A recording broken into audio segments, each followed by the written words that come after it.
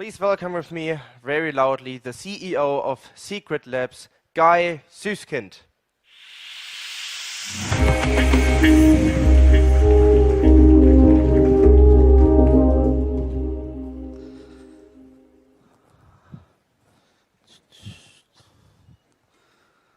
All right, hi everyone. I'm Guy Zyskind, founder of Secret and CEO of Secret Labs, which is the core development company for Secret.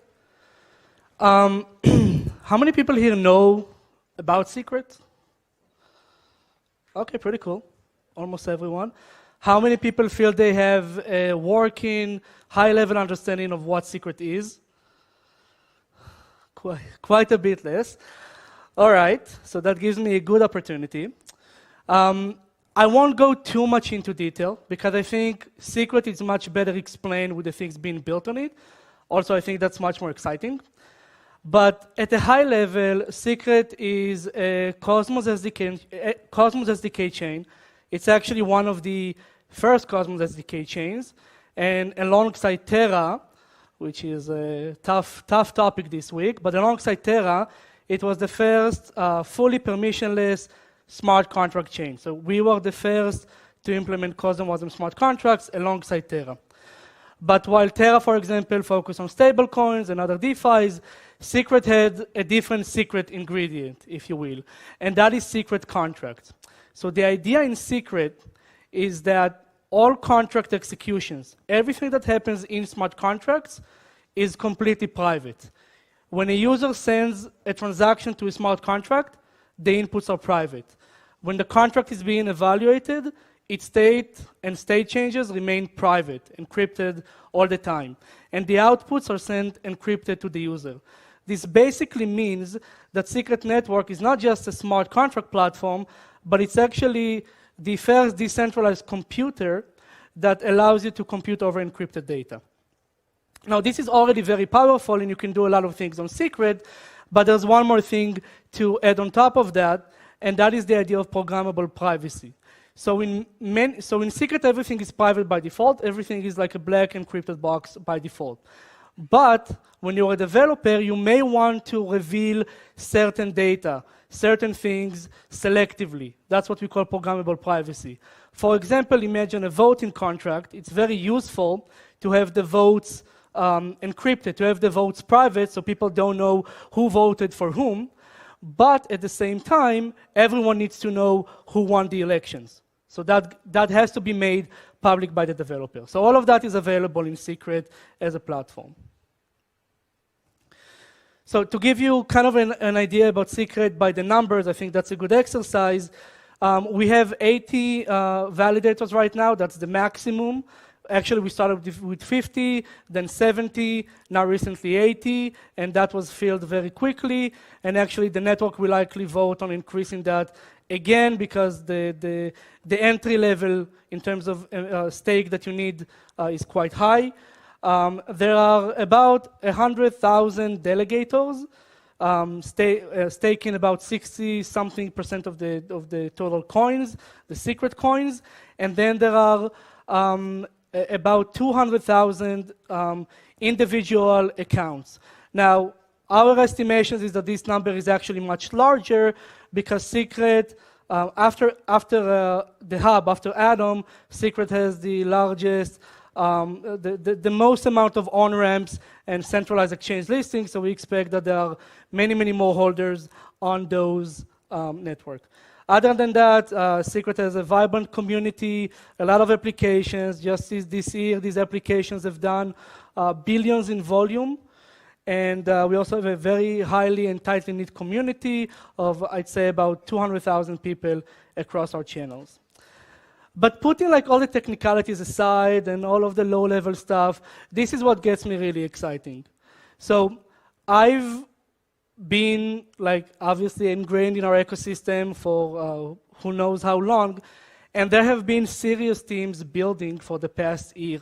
And they've been building, many of them for more than a year, and many of them are coming now to fruition. And actually, a lot of these applications are kind of converging towards a launch this summer, which is why I think Secret Summer is coming, because when those applications launch and when they compose with each other and interoperate, then I think we're going to see a lot of interesting things. So I'm going to give you a couple of examples. I can't touch everything. One of them is hydrofinance. Hydrofinance, to me, is one of the most exciting examples because it's a new take on AMMs. It's actually taking the AMM model and kind of flipping it on its head. So what is the problem, I think, with AMMs today? This is beyond privacy, just AMMs in general. So AMMs today, I don't think they're sustainable. The model basically is, let's pay money for LPs, let's pay subsidies to LPs enough so that they continue to provide liquidity and they don't move somewhere else. And fees usually don't cut it, so usually you have a governance token which gets printed and given out, and that creates a lot of sell pressure on the ecosystem, and that usually isn't sustainable. And so Hydro, what they came up with is a model where the incentives are being, where the protocol itself actually collects revenue from tokens and from all of the liquidity that it has resting. And they've modeled it in such a way that actually once the protocol reaches critical mass, it actually becomes, the token becomes deflationary, and you don't have to rely just on fees, but you also don't have to rely on printing a lot of tokens. So there's a very complicated white paper on the website. If you want the details, go in and read, but to me, that's a huge game changer. The other aspect that I think is extremely interesting with Hydro is how they use secret network and secret contracts abilities. So all of the assets that are kept in Hydro, all of the assets that are provided as LP, they're going to be staked, or at least some of them are going to be staked. And those staked tokens, imagine your like bonded atom, for example. You can now vote with it through Hydro. Like it could be served as a proxy for voting. But Secret Network has privacy in their contracts. So what this actually achieves, it actually means that by extension, anyone who uses Hydro can privately vote on any Cosmos chain proposal, which I think is huge. The other aspect which is extremely important is the fact that all AMMs on Secret are MEV and front-running resistant. This isn't unique to Hydro. There are other DeFi projects making use of it, and the reason is that that's because the inputs in Secret are encrypted. So anyone, even validators trying to extract value, looking at the mempool, they can't actually extract anything because they don't see anything. The other application, and I think that's very timely, that I'm very excited about, is Shade Protocol, Silk. How many people know Shade and Silk? Okay, I thought more would know. Shade Protocol and Silk has been making the rounds and the waves as a very interesting kind of a stablecoin. It has many benefits compared to stablecoins. And in my humble opinion, especially with the unfortunate, let's say, vacuum left by UST, I think Shade has a really good opportunity to actually become the Cosmos stablecoin. So some of its benefit compared to others is that it's obviously completely private. They are building a full DeFi solution around it, so it's going to be composed with a lot of protocols from day one. And another interesting aspect is that it's not directly USD pegged. It's pegged to a basket of assets, which right now come to about like $1.05. So one thing to mention about that, Shade was supposed to take a similar model to Luna, but they've been built to UST, but they've been building an over-collateralized model on the side, and yesterday they actually announced that for obvious reasons, moving to that one, which I think is the right call and going to be much more sustainable. I'm going to go over this very quickly. So another thing I'm very excited on Secret are games. And why are games on Secret different than games on other blockchains? I'm going to say something that maybe is a bit offensive. I don't mean to be offensive, but I think the entire gaming economy on blockchains is complete BS. The fact is that games need scale. I think Cosmos to some extent provide that, but games also need privacy. Any PvP game, most PvE games, they have some form of hidden state, right? Like if I play poker, you can't see my hand, I can see your hand. If we can see each other's hand, then it's useless. There's no game. And most games are like that. They require hidden state. And Urban Wars, for example, A, it's a high-quality game that's been built for a year, but B, they're making heavy usage of the idea of having hidden state on-chain, not off-chain, for real. And there are really many, many other applications being built on Secret. I think it's over 100 right now. I can't remember all of them. I can't describe all of them, but I'm going to give you a taste, or at least you can know what to look up that I think is interesting. There's Altermail, which is a decentralized encrypted P2P messaging protocol. There's Jackal, which is private decentralized storage. There's Stash, which is one of the largest NFT marketplaces in Cosmos in general, not just on Secret. There's Starshell, which I think we'll hear a lot more about, not just in the context of Secret, but in the context of Cosmos in general. I think Starshell would actually become a real contender about being the wallet for Cosmos. And there are many, many others, more than I can actually mention. Now, how many people here are developers? Cool. So I think this is the most important slide for you guys. Like 4 months ago, we announced together with 25 really top VCs, and you can look them up. It's like the biggest name, a $400 million ecosystem fund to support building on our network. We've already started deploying from that fund. The important things to remember about this, I mean, you can take a picture of it, there are the right links, but there are 2 tracks. Track number 1 is for grants. That's kind of like first money in, from 0 to something. That's like up to 50 to 100K, and there's a link here where you can apply for that. The other is, if you're already a more well-established project, if you have something that you've built, then you can go for track 2, which is the ecosystem fund, where we connect you with the VCs in our ecosystems, Secret Labs included, and we try to help you get like serious funding. Okay, now I'm going to move to something completely different. I don't have a lot of time, so I'll glance over it. But Secret Labs has recently been building the Legendao platform. Now, Legendao is essentially a new kind of NFT minting platform. You can go there and projects can mint their NFTs. Usually the idea is to have blue chip projects, but there is a twist. The platform kind of encourages you to stay and to continue to mint and to continue to do stuff. And why is that? Because you have an avatar. You can see a nice example of it here. And that avatar starts like in any like MMORPG game, level 1, no equipment, no anything. The more you participate in the platform, the more quests you take, the more mints you participate, the more stuff you do, your character starts to level up and you start to get equipment. That equipment and having a stronger and a higher level character give you real benefits in the platform. So first and foremost, you get higher staking rewards. They're non-linear. Second, you get whitelist spots for mints, discounts, and many, many other benefits in the platform. Now, why did we as a core development company even looked into building Legendao? Why are we doing it? The reason is secret NFTs. So about a year ago, when we started the development of the secret NFT concept, we basically realized that Secret Network has a real benefit to improve NFTs as a whole.